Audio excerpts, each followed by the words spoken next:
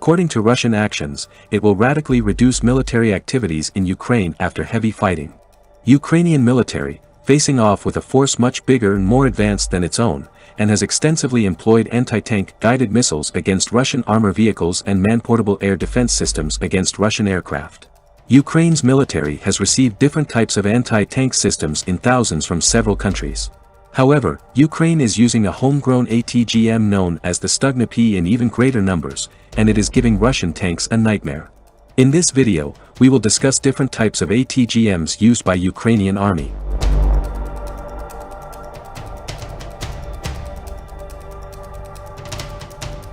As discussed earlier, Ukraine is using Stugna-P anti-tank missile. It is the most employed ATGM, which was developed in the mid-2000s by the Luch State Design Bureau in Kiev. After a slow prototype and testing schedule, the system was adopted by Ukrainian armed forces in 2011 as the Stugna-P.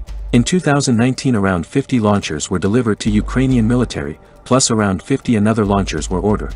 In recent conflict, some of the Skiff launchers, originally produced for export customers from the Middle East, were delivered to Ukrainian armed forces instead. During the war, Skiff and its sibling, the Stugna-P, were widely used by Ukrainian military. These anti-tank missiles destroyed numerous Russian tanks and armored vehicles and recommended themselves well. Judging by its performance characteristics and dimensions, the Skiff is broadly similar but not interchangeable with the fearsome Russian Kornet. It's capable of hitting targets within 100 meters, but its range extends to an impressive 5,000 meters. During the nighttime, this is reduced to 3,000 meters. Skiff operators have a choice of two missile types, 130mm and 152mm, then further among them, there is an option of tandem heat and high explosive fragmentation rounds. The 152mm RK-2MK stated armor penetration is 1,100mm behind explosive reactive armor, which suggests it could burn through most tank armor like a hot knife on butter. Skiff has a separate control panel in a suitcase.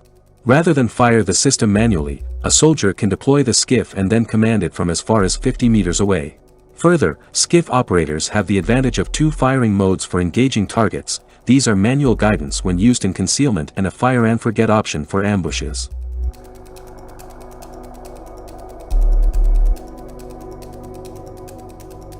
Another anti-tank weapon that gains more reputation is British origin NLAW. This weapon system, also known as the main battle tank and light anti-tank weapon, is a single-shot, fire-and-forget, shoulder-fired disposable missile system that was designed for use by infantry. The shoulder-mounted weapon is capable of firing a single 150mm high-explosive anti-tank missile up to 600 meters. In addition to ordinary direct-fire mode, the NLAW can also use a top-attack mode in which it flies 1 meter above the targets and discharges a downward-facing shaped charge over a target vehicle.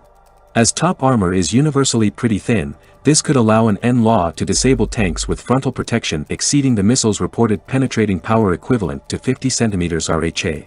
This can also enable targeting of vehicles mostly concealed behind cover.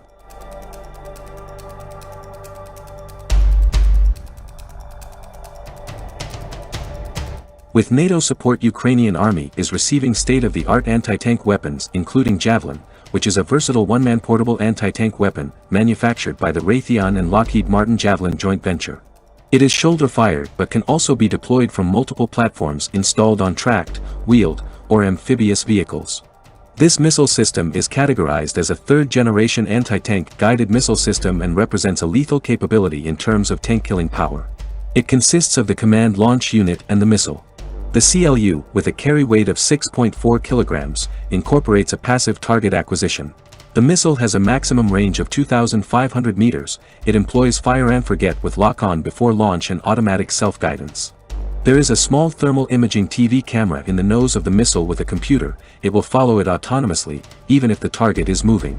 The warhead is a tandem-shaped charge for penetrating explosive reactive armor. The first charge detonates the armor and the second penetrates the vehicle. It has penetration of around 750 mm RHA. There are two attack modes, top attack and direct attack. The top attack flight mode is used to engage tanks and other armored vehicles. The missile is designed to attack the top side of a tank where the armor is thinner. After launch, the missile climbs to a 330 to 660 foot altitude and dives at a 45-degree angle. In direct attack mode, the missile flies directly to the target. This mode is used to engage buildings, bunkers, weapon crews, and concentrations of enemy troops. In the direct attack mode, the Javelin also has capability to engage low-flying helicopters.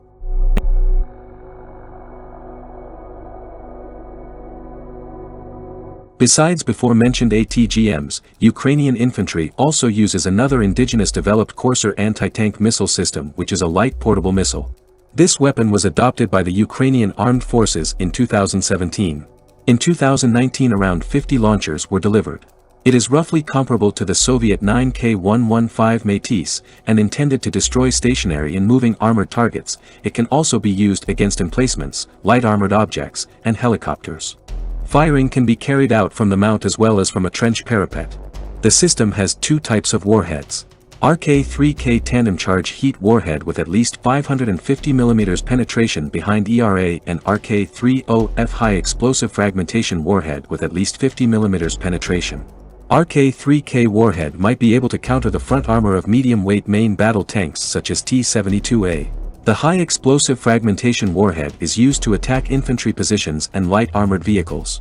The system has a thermal imager for use in nighttime operations.